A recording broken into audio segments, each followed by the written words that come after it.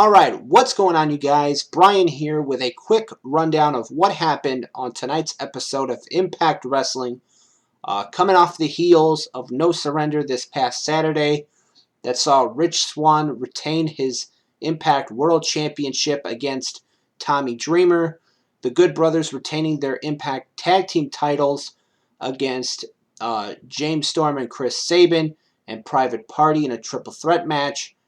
To TJP retaining the X Division title over Rohit Raju, plus a whole bunch more. So let's just get into it.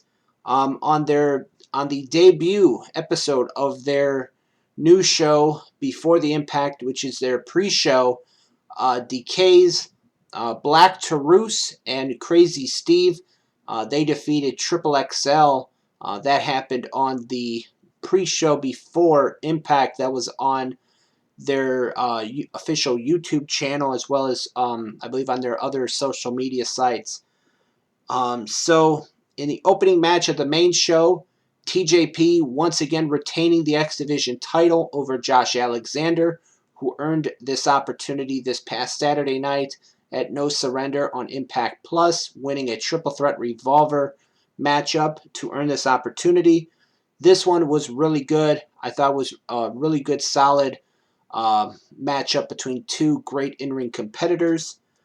We had a Tommy Dreamer interview where he talked about his upcoming Old School Rules match on tonight's episode with Moose, where he was looking for revenge for Moose attacking Rich Swann and Dreamer after the world title match between Swann and Dreamer at No Surrender on Saturday. Then we had a Brian Myers, Hernandez, and Fallah Bahh backstage segment, which was all about money.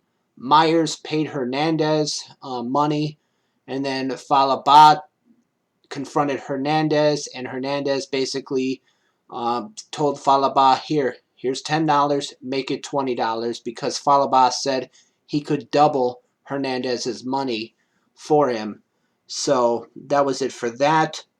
Then we had Trey Miguel winning a fatal four-way over Suicide, Willie Mack, and Daivari. Then backstage after the match, Sami Callihan would confront Trey Miguel and basically repeat what he's been saying the last couple of weeks since Trey's returned to Impact, basically saying that, he doesn't have passion. So that was it for that. Then we had a TJP, Scott D'Amore, and Ace Austin backstage segment in Scott D'Amore's office, where that would lead to a six-man tag being set up for next week, where the winning team would then go on to the following week, and the winner of that one would become number one contender and earn an opportunity at the X Division champion, TJP, down the line. And that match next week will feature the following teams. On one side, you're going to have Trey Miguel, Josh Alexander, and Willie Mack teaming up to face the unlikely team of Ace Austin, Chris Bay, and Black Taurus of DK. So that is going to be an interesting six-man tag team match, to say the very least, next week. We had Matt Cardona defeating Hernandez. Afterwards, Cardona would be doing an interview in the ring.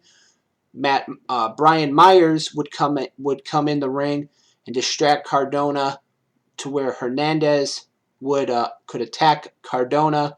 Then here comes Eddie Edwards, and Eddie Edwards took out Hernandez to the outside of the ring, while Myers got chased away by Matt Cardona.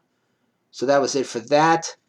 We had a Havoc, Nevaeh, and Tennille Dashwood backstage segment that would lead to a match between Nevaeh and Tennille Dashwood being made for later on in the show.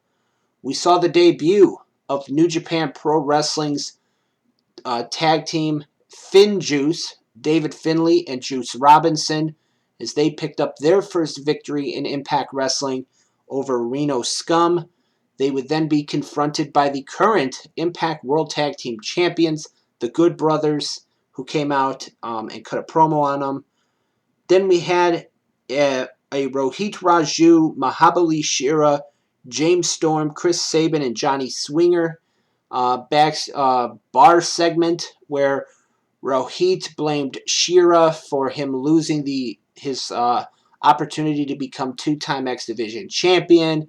Then when Shera walked away, Rohit grabbed him, and then when he turned around, Rohit and started going after Rohit. Rohit backed into James Storm and spilled, and that caused Storm to spill beer on himself. Then Storm would hit Rohit with a bottle. Then Shera would go face to face with James Storm. Sabin would try to calm down the situation. Swinger would then come in and basically invite Sabin and Storm to his what he calls Swinger's Palace, which is like his version of a casino, stuff like that. And then during that segment, Storm and Sabin would sit at the table, the card table, and Falabao would come in with the $10 and put the $10 down. He would say, "Hit me," and he would wind up with 23, losing that $10. So that was, and then got kicked out of Swinger's Palace, and that was pretty much it for that segment. Then we had Tennille Dashwood defeating Nevaeh in one-on-one competition. We had a promo by Violent by Design, Diener, Eric Young, and Joe Doring that would see Diener challenge Jake Something to a tables match for next week. We had a Deonna Purrazzo, Kimberly, and Susan and Scott D'Amore backstage segment. Susan wanted revenge on Jazz. Deonna Purrazzo ran into Scott D'Amore, and she basically asked for D'Amore to consider Susan and Kimberly for an opportunity at the Knockouts Tag Team titles. D'Amore would make a match for next week. It would be Susan and Kimberly versus Jordan Grace and Jazz, and the winner of that one will become the number one contenders to the Knockouts tag titles.